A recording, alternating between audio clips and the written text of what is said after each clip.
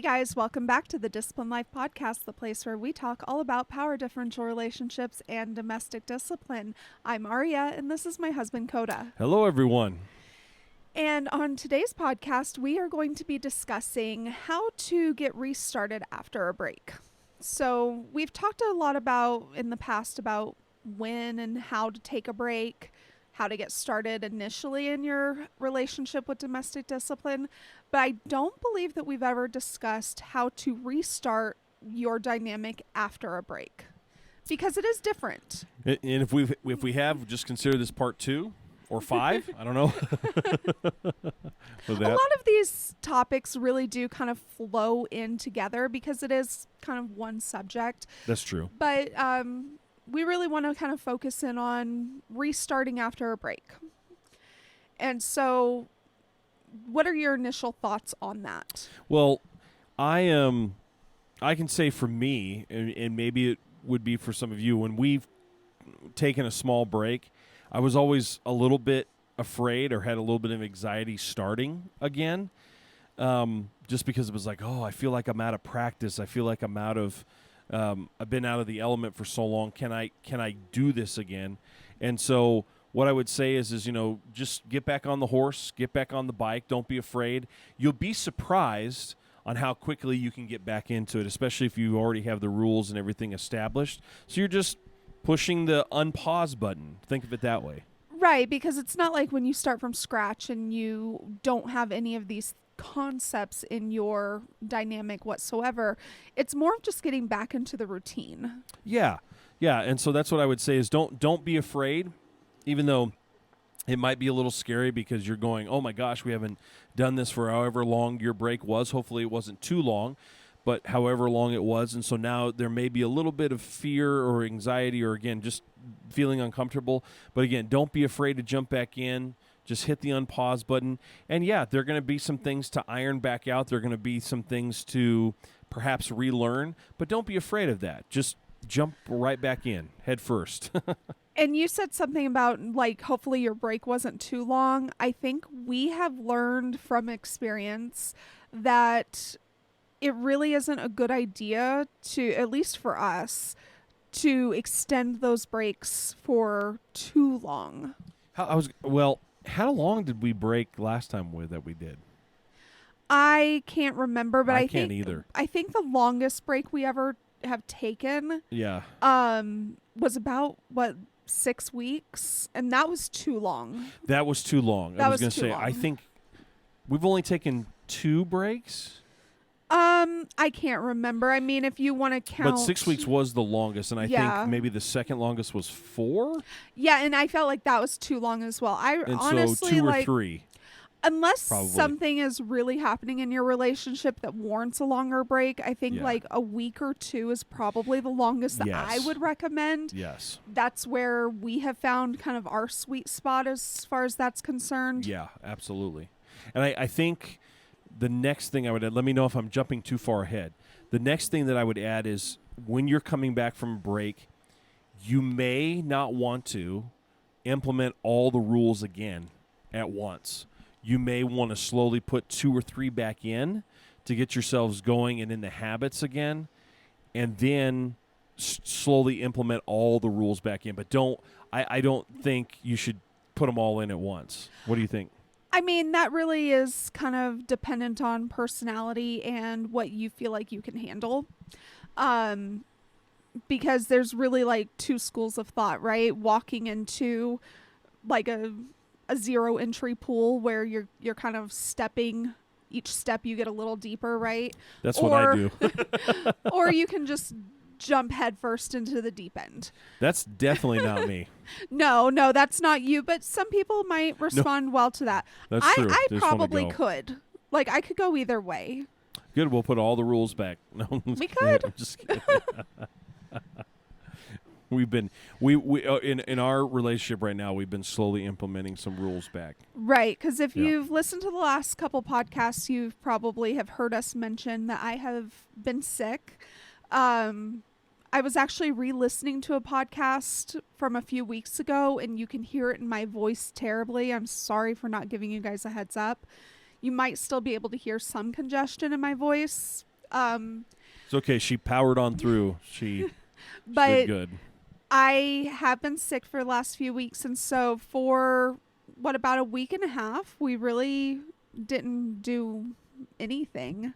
No, because we even postponed some of the maintenance spankings, Right. resets, because I just didn't feel like it was going to be productive. She was very, very sick at a point where I was like, no, what she needs to focus on is rest and rest alone.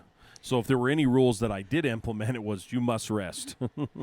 And as far as that's concerned, when we take a break now, this hasn't always been the case in the past, but when we take a break now, there's still an expectation of respect, and there's still an expectation of like self-control as far as like behavior and attitude and things like that. But it's not, I'm not being held accountable for the task work type of thing. So just out of curiosity, because I typically don't have a huge problem with this, but what would have happened if I would have been disrespectful while I was very sick? Like, how would you have handled that? Out on the street. No. You? Me? Oh, wow. Okay. Well, touche. I thought about that, and I think probably what would have happened is, depending on the severity of the disrespect, you would have just got a very stern talking to. And then if it would have, which, by the way, she was absolutely respectful and kind while she was sick. And I felt like she did a really good job with that. But if that had not happened, you probably would have got a very stern talking to, and I would have said, once I would have had to think about this. Now she's springing this on me, so sorry for the but I'd have to think about this. But I think I probably would have said that we would postpone a potential punishment if it had gotten really bad. If the respect would have been just downright ugly and all of that kind of stuff. That but seems appropriate. If it had just been slightly disrespectful, I probably just would have been stern with you and said, look, I know you're feeling bad. I know you're not feeling 100%. However, you can still control how you talk to me and how you address me and all of those kind of things. Don't appreciate the disrespect. I think that's appropriate. Yeah. So sorry, she kind of sprung that question on me. So if I was kind of like, yeah, that's why. But no, she was great while she was sick, and that's one reason I felt so bad for her being sick. Even though I still have some lingering congestion, I am feeling so much better, to the point where we have decided to kind of restart. And we restarted maintenance spankings, not this week, but the week before. We started that back, and so that's gone well. Yeah. But we have only implemented 3 rules back, because part of one of the things, and we've mentioned this on past podcasts, but one of the things that we really want to get her in a good habit in is a good sleep schedule. But because she wasn't feeling good, it was hard to sleep, especially with your congestion. Right. So it threw her completely off. So to a certain extent, we had to start with square one again. And what I mean is we had her bedtime at a certain time. I had to push that back a little bit, because to go back to the original time that she had before she got sick, it wouldn't have worked. So we're slowly working on tailoring that back for her. And then should I just go through the other rules that we? I mean, you can, but that's. So, I mean, it doesn't matter. I don't want to waste their time. So. But really, the 2 schools of thought are: you can go like slowly, like we are, where you just start implementing a few rules at a time, or you can basically say, nope, we know how this works. We know how this goes. We're going to just kind of go head first, put back all the rules, all the expectations. And I would say if you go that route, though, you may want to just be a little gracious to kind of a rocky start. Right. Where, since we're going slower, you're not being as gracious on that front, because Right. since you're like, no, we're only focusing on 3 things, so I expect those things to be done And efficiently. that's the reason for that. Mhm. Because I feel like it's better to quality over quantity right now. And they say if you're trying to form new habits, that's the way to do it. So if you've got 5 new habits, they say focus on 2 first, and then get those 2 really established, and then focus on the other ones. Going off on a little bit of a rabbit hole, but I think it's relevant to what we're talking about. We all make New Year's resolutions, or maybe you don't, but I sort of do at the beginning of the year. I was looking at those the other day, and I was like, wow, I did a terrible job at all of those this year. But it was before I just learned this principle this year about even 5. I thought, oh, that's enough for me to do. That I can do that. And then it's like, no, that's even too much. You've got to focus on just 2. And if you're having trouble with the 2, then scale it back to 1 and just do 1 at a time till you get one of those established. And so I thought, well, okay, I'm not going to wait till the new year to start that. I'm going to start it now, but I'm focusing just on 2 of those, just trying to get 2 of those implemented. And so that's one reason why I had this idea of let's just start with 3 of those rules, get those really solid, because those 3 too are actually ones that she really does need to get. What's the word? Down pat. That's what I was going for. Down pat. And then we can move on to some of the other ones. Well, and I think that, because the bulk of this topic really hasn't taken us very long to kind of get through. Like, I'm not really sure how much we can say about restarting, but I think that to shift into the concept of habit stacking. Have you ever heard of this? No. Okay, it's where Teaching me something new today. Something new. So habit stacking, and I think that it's really prevalent in how we establish our rules in domestic discipline, because what is a rule but at its core a habit?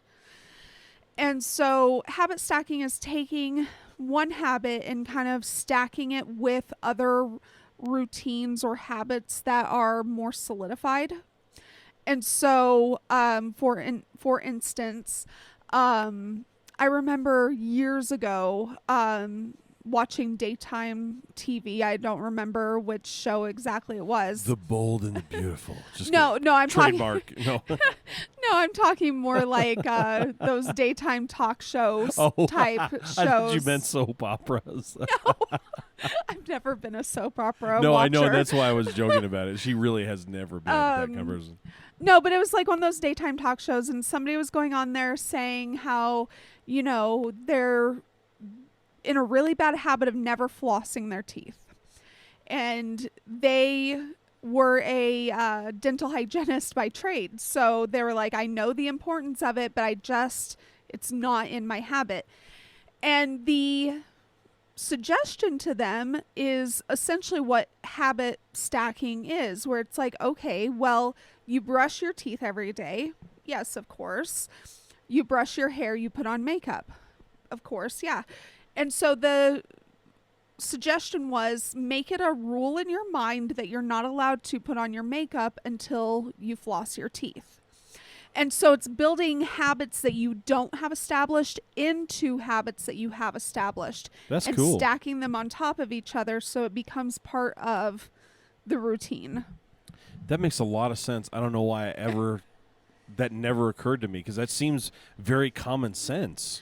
And so but, when you're wow. when you're re-implementing rules, or when you're implementing new rules, think about how you can habit stack in order to make a rule or a habit that's not yet routine fit into something that is already routine. That is really cool. I'm actually very impressed by that. That's really cool. I'm going to have to look at some of the habits that I was thinking, think about how I'd habit stack that. That's really good. I really like that.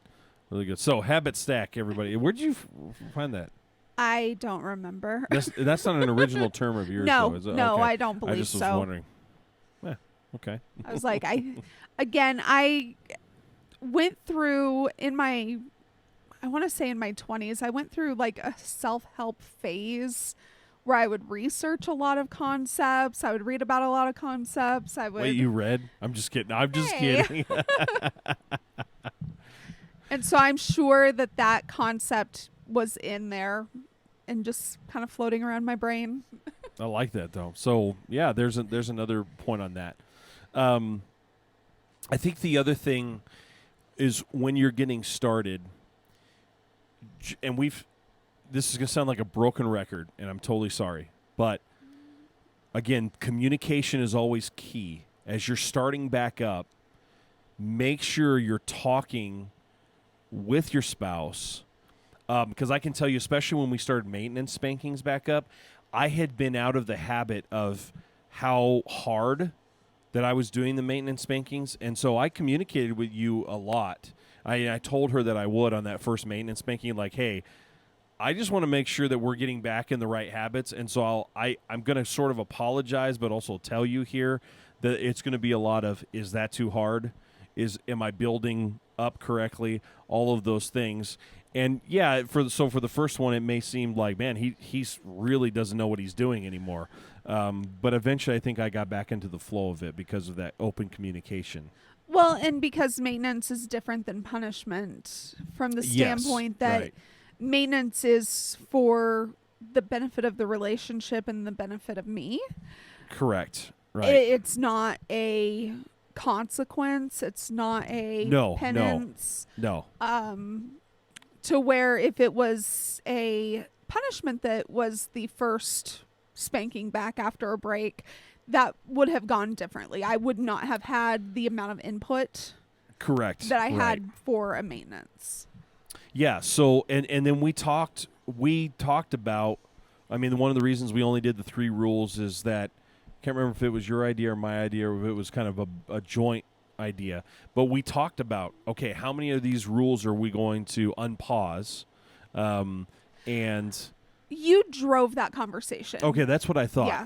I didn't want to take credit if that wasn't, but that was key. But I wanted to communicate to her again what my thought process was. And as we've already established, there are times where I have conversations with Aria in my head that I didn't actually have out loud. So I'm trying to do a better job of having the actual true conversation rather than the one that's in my head. And that was part of it, saying, here's what I'm thinking as we start this back up. We need to implement this rule, but not all of these yet. What are your thoughts on it? And then ask that question. Is that going to be helpful or detrimental to you? Because I wanted her to be able to say, no, I think I can do more than 3, or no, that would be helpful, or no, I really just need to start with 1 and see where that went. Well, and I think that on the flip side, why communication is so important, because as the leader of our home, you get to kind of drive that conversation. You get to kind of make the decision on how we're going to approach implementing rules again. And you happen to prefer the slow but steady 0 entry level. That's like the mantra of my life right now. But if you were the type of leader, and if there's a husband out there that's like, no, we're just going to dive right in. We're going to get back on this bicycle and just keep going. But you have a wife that is overwhelmed by that. She needs more of the slow and steady approach. She needs to kind of take it rule by rule, or, a few things at a time in order to get reestablished. She needs to be able to communicate that. And communication is never a bad thing. How you communicate can or cannot be appropriate depending on the circumstances of how you are doing that.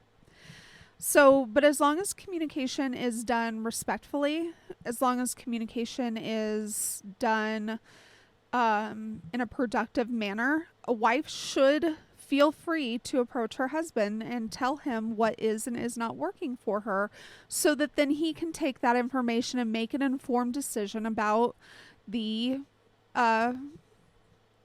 trajectory of what they're doing.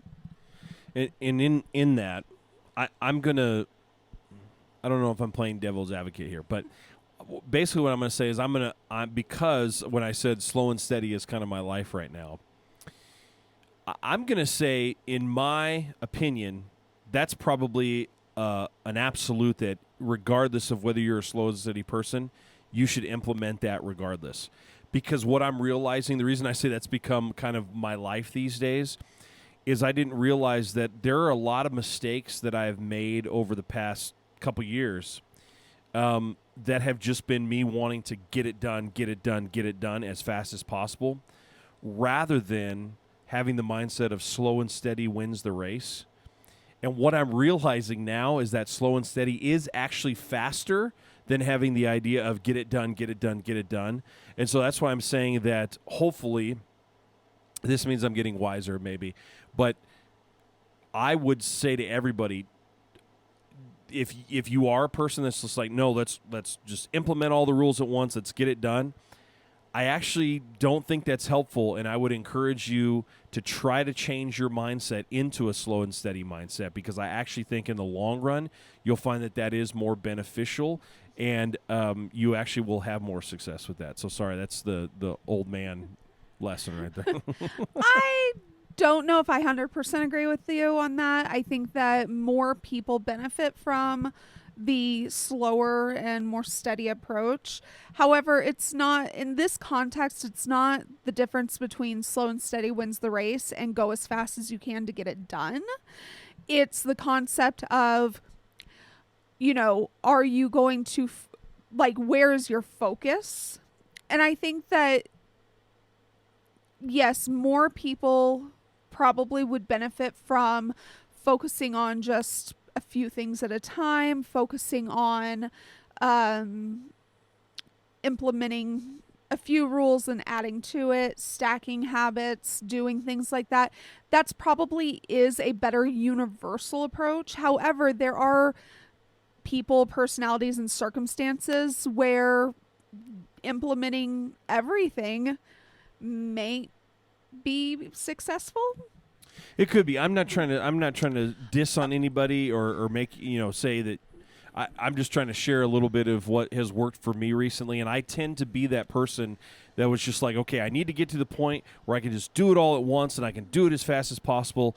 And maybe I'm just hard-headed, but one of the things that I found recently is that approach has gotten me in more trouble and has actually made my life harder, as opposed to what I'm doing now, which is slowing down and being slow and steady.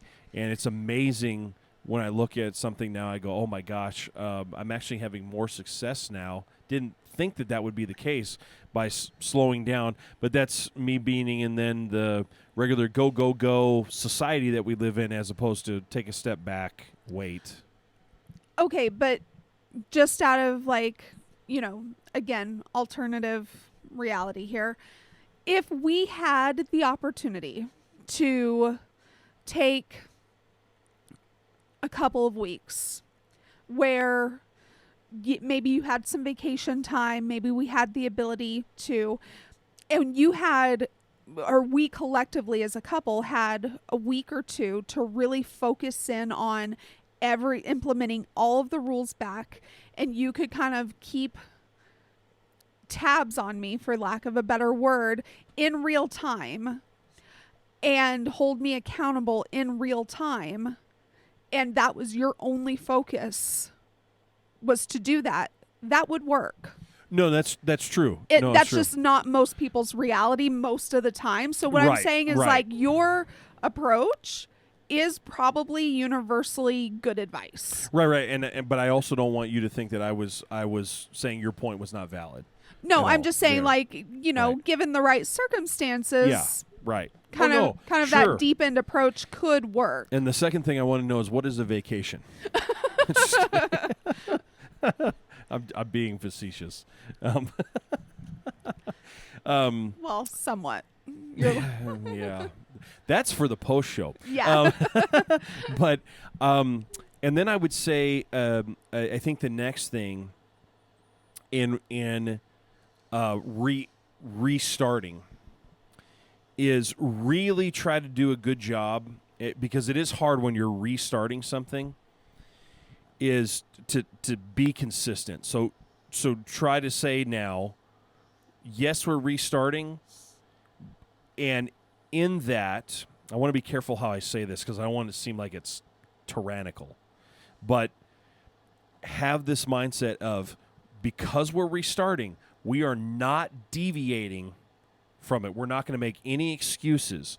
We're not going to stop. We're not going to go, well, we just don't feel like it tonight, and we just restarted. So no.